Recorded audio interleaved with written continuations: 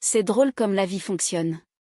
On croit avoir tout compris, puis quelque chose se produit qui change complètement notre perspective. Je me suis toujours considérée comme une personne assez indépendante. J'ai grandi en apprenant à rester discrète après le divorce de mes parents quand j'étais jeune. Mon père s'est remarié il y a quelques années avec Sarah, une femme chaleureuse, gentille et compréhensive. Elle n'avait rien à voir avec les belles-mères sévères dont on entend parler dans les histoires. Mais il y avait toujours un mur invisible entre nous. Elle était la femme de mon père et je n'étais que sa belle-fille. Nous nous respections mutuellement, mais c'était tout.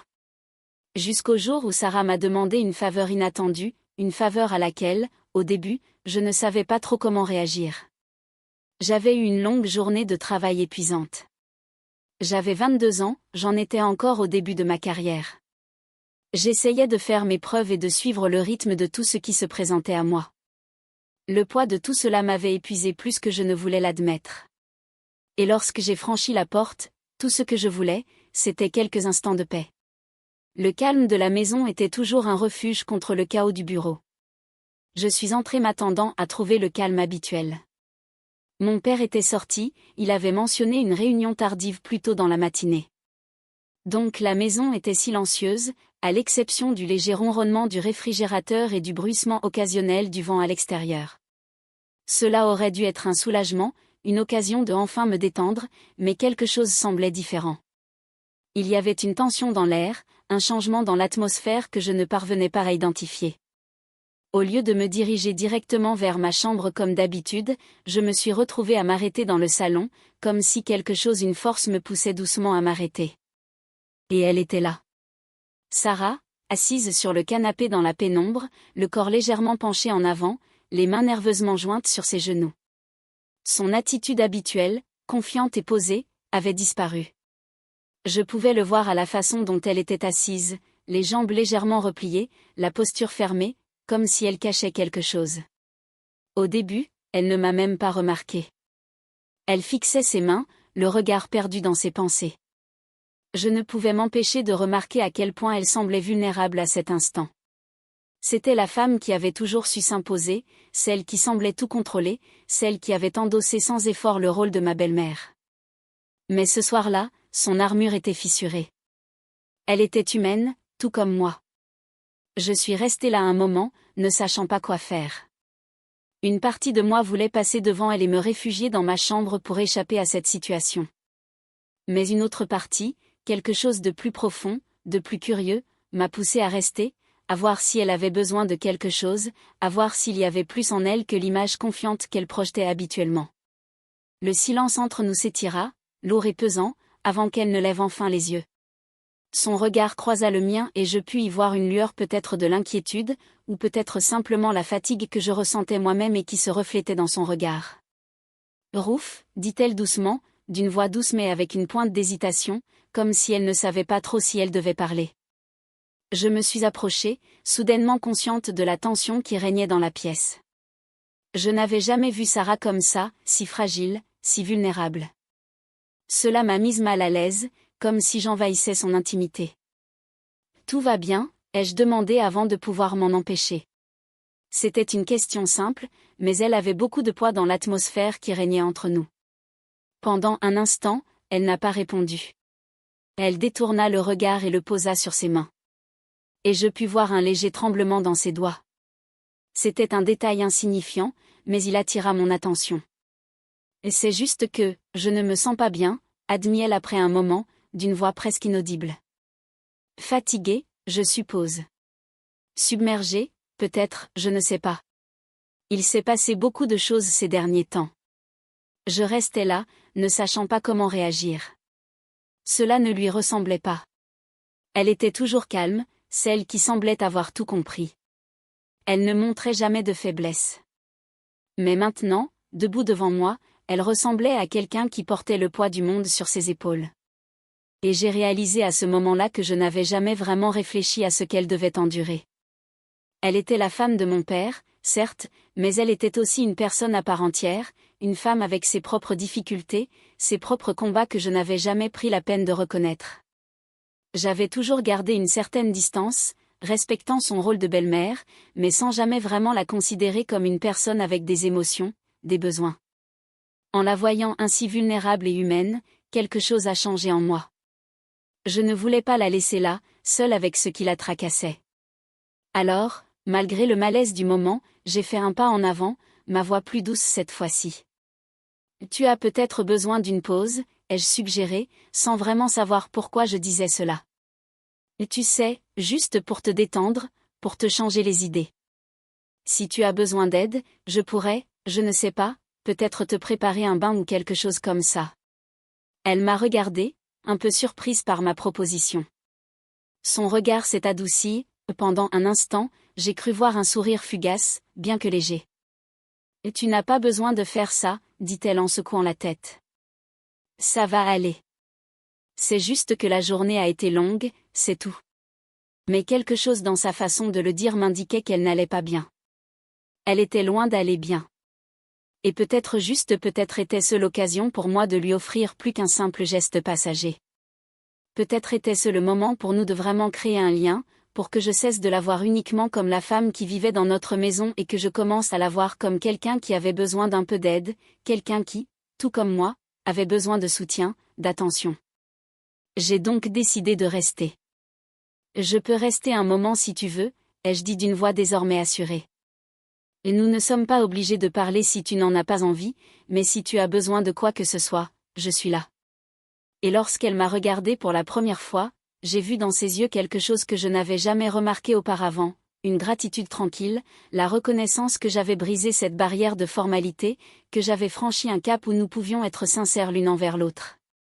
À cet instant, quelque chose a changé, quelque chose de petit, mais d'important. Et je savais que, quoi qu'il arrive ensuite, ce serait le début de quelque chose de différent entre Sarah et moi. « Salut Sarah », dis-je d'une voix fatiguée. « Tout va bien ?» Elle me sourit, mais il y avait une pointe d'incertitude dans ses yeux. « Oh, salut Rouf. »« Oui, tout va bien. Je voulais juste te parler de quelque chose. » J'ai haussé un sourcil. Sarah avait rarement besoin de me parler de choses sérieuses. « Qu'y a-t-il » ai-je demandé en posant mon sac. Elle a hésité un instant, puis m'a fait signe de la suivre dans le couloir menant à sa chambre. « On peut parler en privé ? C'est un peu personnel. » J'ai ressenti une légère curiosité, mais aussi un peu de gêne. « Bien sûr. » Nous avons traversé le couloir, une fois dans sa chambre, elle a fermé la porte derrière nous. Je me suis assise sur le bord du lit, essayant d'ignorer le sentiment étrange d'être dans son espace personnel.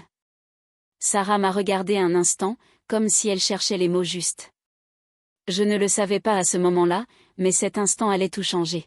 « Rouf » a-t-elle commencé d'une voix douce, « j'ai besoin de te demander quelque chose d'un peu inhabituel, et je comprendrai si tu ne te sens pas à l'aise avec ça. » J'ai levé la main pour l'arrêter. « Tu sais que tu peux me demander n'importe quoi. » Elle m'a adressé un petit sourire reconnaissant, mais il y avait un sentiment sous-jacent de malaise. J'ai de très fortes douleurs au dos. J'ai tout essayé, chiropracteur, massage, étirement, mais rien ne semble fonctionner. Je me demandais si tu pouvais m'aider. J'ai cligné des yeux. Et t'aider à quoi ? Elle prit une profonde inspiration. Je sais que cela peut paraître étrange, mais j'espérais que tu pourrais me faire un massage du dos. Je te fais confiance, Rouf, et je sais que cela peut sembler un peu bizarre, mais j'ai vraiment besoin de soulagement. Ma première réaction fut une vague de surprise et de malaise. L'idée de faire un massage à ma belle-mère me semblait, disons, étrange. Ce n'était pas que je ne voulais pas l'aider, mais l'idée d'être aussi proche d'elle d'une manière aussi intime me mettait mal à l'aise. Je ne l'avais jamais vue autrement que comme la femme de mon père et maintenant, elle était là, me demandant quelque chose d'aussi intime. Elle a dû sentir mon hésitation, car elle a rapidement ajouté. « Je comprends si tu n'es pas à l'aise. Je peux essayer de trouver une autre solution, mais je me suis dit que tu pourrais peut-être m'aider. Tu as toujours été gentille avec moi et je te fais confiance. » Je ne savais pas quoi dire. Je me sentais coincée. D'un côté, je ne voulais pas la décevoir. D'un autre côté, l'idée de masser le dos de ma belle-mère me semblait être une énorme frontière à franchir. Mais en la regardant, en voyant à quel point elle était tendue et en sachant à quel point elle souffrait, je n'ai pas pu me résoudre à dire non. Et d'accord, ai-je dit lentement. Je vais essayer, mais tu dois me promettre quelque chose. Elle m'a regardé avec curiosité. Et quoi? Pas de gêne après. On fait juste ça et c'est fini. D'accord. Elle acquiesça rapidement, un sourire soulagé se dessinant sur son visage. Bien sûr, pas de gêne. Elle me fit signe de m'asseoir sur une chaise près du lit. Tu peux t'asseoir ici. Je vais m'allonger sur le ventre. Je fis ce qu'elle me demandait, les mains légèrement tremblantes alors que j'essayais de surmonter mon malaise. Quand je la vis allongée sur le lit, les yeux fermés, visiblement souffrante, je compris à quel point elle en avait besoin. Il ne s'agissait pas de mon sentiment de gêne, il s'agissait d'aider quelqu'un qui en avait vraiment besoin. Je pris une profonde inspiration et m'approchai. Sarah m'avait montré les bases de ce qu'il fallait faire plus tôt lorsqu'elle avait brièvement mentionné sa douleur. Je posai doucement mes mains sur son dos en appliquant d'abord une légère pression, juste pour évaluer sa réaction.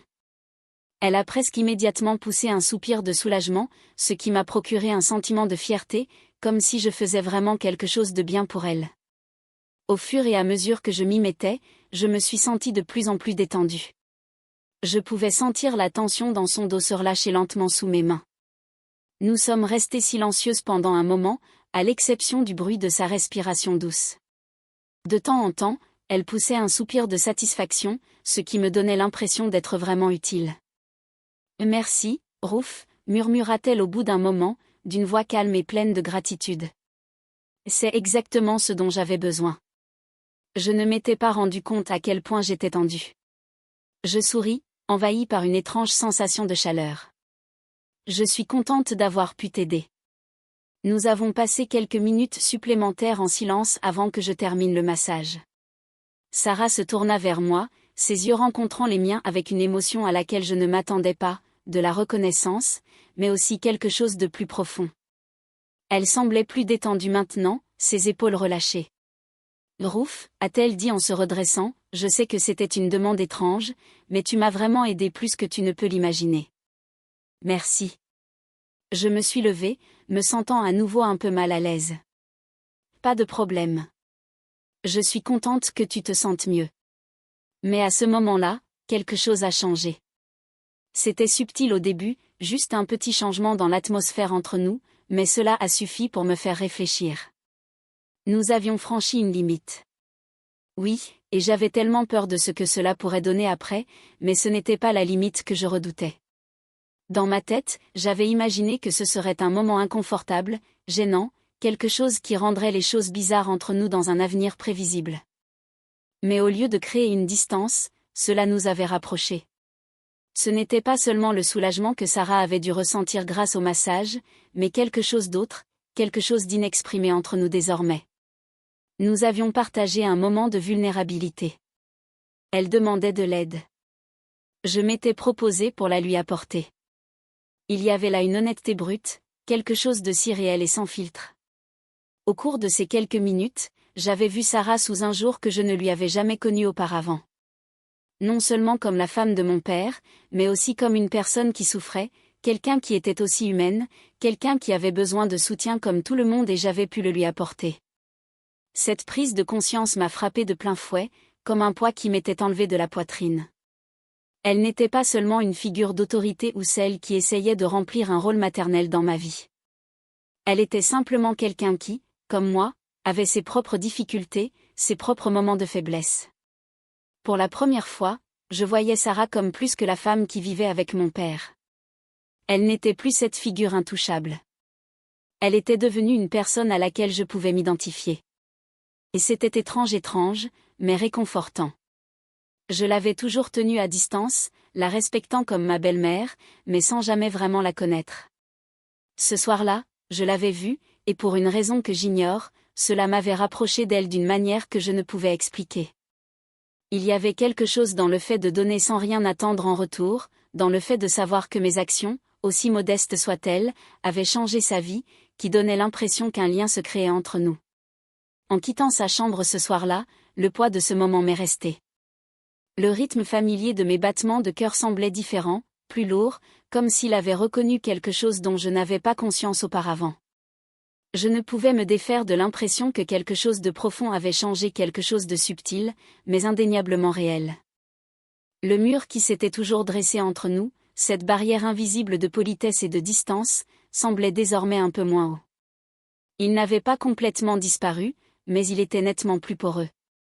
La tension qui existait autrefois entre nous s'était dissipée, laissant place à une compréhension silencieuse. C'était peut-être le début de quelque chose. Peut-être, juste peut-être, commencions-nous à mieux nous comprendre non plus comme deux personnes vivant sous le même toit, mais comme deux personnes qui partageaient quelque chose de plus profond que de simples liens familiaux. J'avais l'impression que les fondations d'une nouvelle relation étaient en train de se construire, une relation de respect et de compréhension mutuelle. Je ne pouvais pas le définir exactement, mais je savais que c'était là comme le doux tremblement d'un séisme que l'on ne voit pas, mais dont on sait qu'il vient de faire bouger le sol sous nos pieds. Je ne sais pas combien de temps je suis restée dans le couloir après avoir quitté sa chambre, les yeux fixés sur le sol, mais quand j'ai finalement levé les yeux, je me suis sentie différente. Une partie de moi s'était libérée, et je ne comprenais pas vraiment pourquoi cela me semblait si important. Ce n'était pas seulement le massage, c'était quelque chose de beaucoup plus profond, quelque chose qui ne pouvait s'expliquer avec des mots. C'était comme si, pour une fois, nous étions rentrés dans le monde de l'autre, que nous en avions partagé une partie et que nous avions trouvé quelque chose en commun. C'était une connexion humaine, pure et simple. Pour la première fois depuis longtemps, je ne me sentais pas comme une étrangère dans ma propre maison. Je ne faisais pas que cohabiter avec Sarah et mon père. Je commençais à vraiment les voir, à créer un lien avec eux. J'ai repensé à la façon dont je la voyais auparavant. Je la tenais toujours à distance, n'osant jamais combler le fossé qui nous séparait. Maintenant, ce fossé me semblait plus petit, plus facile à franchir. C'était peut-être cela que j'avais toujours évité, me rapprocher, laisser quelqu'un entrer dans ma vie. Et c'était peut-être pour cela que je m'étais cachée de moi-même. Mais pour la première fois, je réalisais que je n'avais pas besoin d'être aussi sur mes gardes. Ce n'était pas que tout avait changé du jour au lendemain. Non, c'était plutôt comme si les couches du temps s'étaient adoucies et que l'avenir ne me semblait plus être un endroit à craindre. Il y avait quelque chose dans cette soirée qui donnait l'impression que tout était possible. Et peut-être, juste peut-être, était-ce le début de quelque chose d'encore plus profond que ce que j'avais imaginé. Quand je suis finalement retournée dans ma chambre, j'ai ressenti un étrange sentiment de calme. Je ne savais pas à quoi ressemblerait l'avenir, ni comment les choses allaient évoluer entre Sarah et moi. Mais une chose était sûre, nous n'étions plus des étrangères l'une pour l'autre. Et cela, en soi, méritait réflexion.